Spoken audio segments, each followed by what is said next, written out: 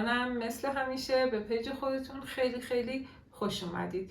توی سال 1985 توی کشور آمریکا پسری به نام کریس به دنیا میاد. کریس توی یه خانواده خیلی معمولی بزرگ میشه. کریس توی سال 2010 عاشق یه دختر زیبایی به نام شنم میشه. شنم شغلش پرستاری بوده. کریس و شنم بعد از چند سال تصمیم میگیرن که با همدیگه ازدواج کنن. دقیقا توی سال 2012 کریس و شنم با همدیگه ازدواج میکنن و زندگیشون رو شروع میکنن. کریس نمیتونسته یه شغل دائم داشته باشه به خاطر اینکه خیلی عصبی بوده و به راحتی به دیگران توهین میکرده، خیلی بد اخلاق بوده، یا اینکه اخراجش میکردن از محل کارش یا خودش استعفا میداده و میومده. اما برخلاف کریس، شنم یه زن خیلی مهربون و آروم و با گذشته. توی مدتی که دارن با هم زندگی میکنن صاحب 2 فرزند میشن. توی سال 2017 کریس به عنوان اپراتور توی یه شرکت نفتی استخدام میشه و مشغول به کار میشه. توی سال 2018 شنم متوجه میشه که برای بار سوم داره مادر میشه و این خبر رو با ذوق و شوق به کریس میده. اما برخلاف تصور شنم، کریس خیلی از این خبر ناراحت میشه و عصبی میشه. شنم به خاطر یه مسئله کاری باید 3-4 روز رو به سفر میرفته. شنم به سفر میره، توی ماه 5 بارداریشم بوده. اما اون روزی که به سفر میره شبش ساعت 1:30 شب بدون که به کریس همسرش اطلاع بده برمیگرده خونه. یعنی یه جورایی به کریس شک کرده بوده، انگار اومده بوده مچشو بگیره. بعد از اون شبی که شنم از سفر برمیگرده، خواهرش، خانوادهش یعنی پدر مادرش، دوستاش هر چقدر با شنم تماس میگیرن، شنم دیگه تلفناشون رو جواب نمیده. یک روز از این که شنم تلفناشون جواب نمیده میگذره. روز دوم خواهر شنم هر چقدر بازم باهاش تماس میگیره، شنم تلفنش رو جواب نمیده. حالا امروز با کریس هم تماس میگیره، کریس هم به تلفناش جواب نمیده. خواهر شنم خیلی نگران میشه. خب شنم باردار 5 ماهشه. میره به اداره پلیس و میگه که خواهرم و همسرش هیچ کدومشون تلفناشون رو 2 روز جواب نمیدن و من خیلی نگرانم چون خواهرم بارداره.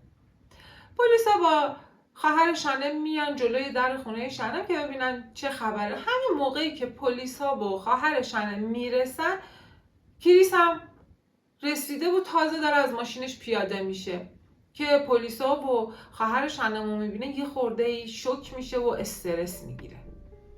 خواهر شنم به کریس میگه که چرا تلفناتون رو جواب نمیدین؟ شنم حالش خوبه؟ کریس میگه آره خونه است. نمیدونم البته خونه است یا رفته بیرون. چطور مگه؟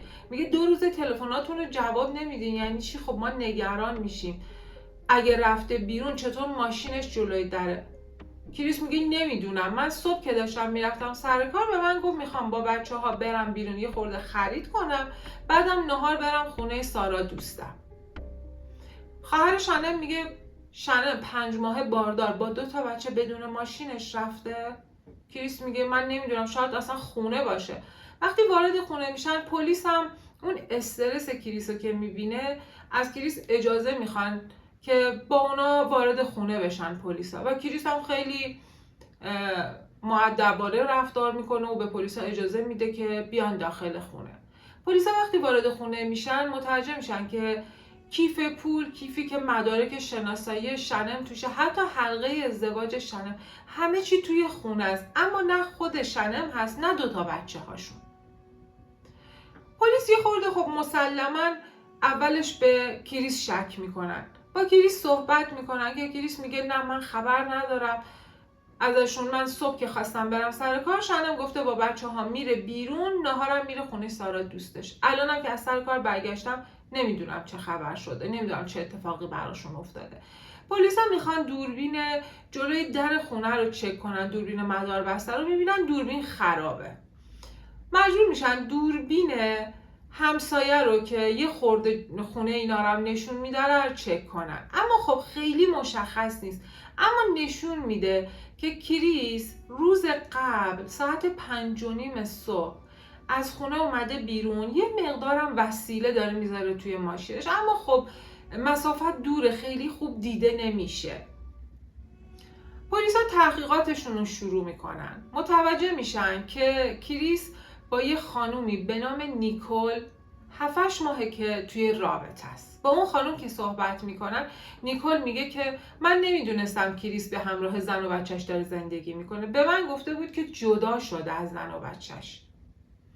و همون روز کریس با یه رسانه محلی مصاحبه میکنه و میگه که چقدر ناراحته و چقدر نگران همسرش و 2 بچه هاشونن. و توی اون مصاحبه به همسرش میگه که خواهش میکنم شنم برگرد خونه، من خیلی دلتنگتم، خیلی برای بچه ها دلم تنگ شده. پلیس این مصاحبه رو هم میبینه و پلیسا توی تحقیقاتشون متوجه میشن که کریس خیلی از این بارداری سوم شنم ناراحت بوده و عصبی بوده. دوستای مشترک شنم و کریس میگن که کریس حتی انقدر عصبانی شده بوده که شنم باردار شده، به شنم میگفته که باید این بچه رو از بین ببریم. یه مدتی بود 7 ماه 1 سالی میشد که کریس جلوی همه به شنم توهین میکرد، تحقیرش میکرد، خیلی بد باهاش صحبت میکرد. اصلا مثل قبلا نبود دیگه اخلاق کریس با همسرش. پلیسا توی تحقیقاتشون هم متوجه میشن که کریس خونه ای که با همسرش و بچه‌هاش توش زندگی میکنن و گذاشته برای فروش و فروش فوری. پلیسا وقتی که متوجه میشن کریس رو خیلی سریع بازداشت میکنن. توی اتاق بازجویی کریس میگه که اول خب مسلما انکار میکنه، اما با مدارکی که پلیس به دست آورده دیگه اعتراف میکنه. میگه من اون روز خسته و کوفته از سر کارم برگشته بودم خونه که دیدم همسرم شنم نشسته توی خونه و بچه هام دراز کشیدن. فکر کردم بچه ها خوابیدن. همین که یه خورده نزدیک شدم دیدم صورت هر 2 بچه هام کبود شدن. فهمیدم همسرم هر 2 بچه هامونو خفه کرده، 2 رو به قتل رسونده. من خیلی سریع خواستم با اداره پلیس تماس بگیرم که شنم بهم حمله کرد و گوشی از من گرفت و میخواست منم بکشه. من از خودم دفاع کردم و شنم رو خفه کردم. پلیسا میگن خب اوکی، تو که این کارو کردی از خودت دفاع کردی، مثلا خب جسد شنم رو چیکار کردی؟ جسد 2 بچه ها تو چیکار کردی؟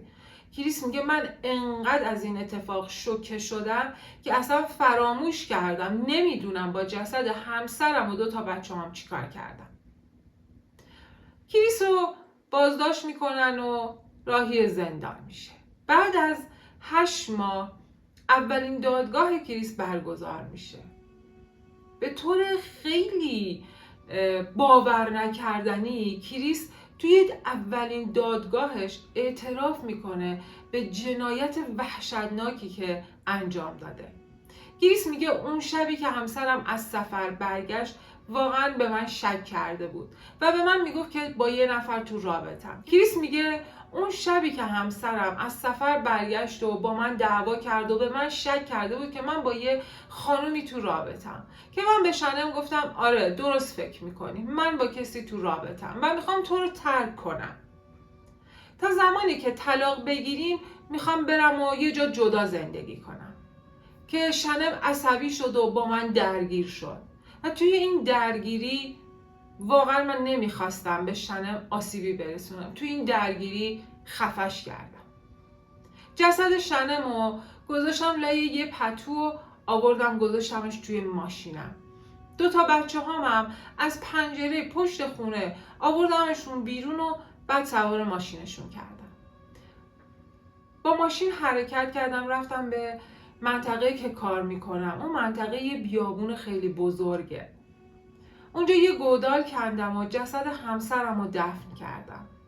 بعدش 2 بچه هامو خفه کردم و جسدشون رو انداختم توی مخزن نفت. وقتی که کریس اعتراف میکنه به این قتل وحشتناک، به این جنایت وحشتناکی که در حق همسرش و 3 بچه هاش انجام داده، باور کنید که حتی وکیلای خودش هم نمیتونن دیگه هیچی بگن. 1.5 سال دادگاه کریس طول میکشه. آخرین جلسه دادگاهش محکومش میکنن به 4 تا حبس ابد، یعنی تا آخر عمرش باید توی زندان بپوسه. ممنونم که تا انتهای این ویدیو هم مثل همیشه همراه هم بودید. لطفاً پیجو حمایت کنید، پیجو ساب کنید، ویدیو رو اگر پسندیدید لایک کنید و لطف کنید حتما نظرتون رو برام کامنت کنید. خیلی دوست دارم نظرتون رو درباره این ویدیو بدونم. مثل همیشه خودتون و عزیزاتون در پناه امن خداوند باشید. خدا نگهدار.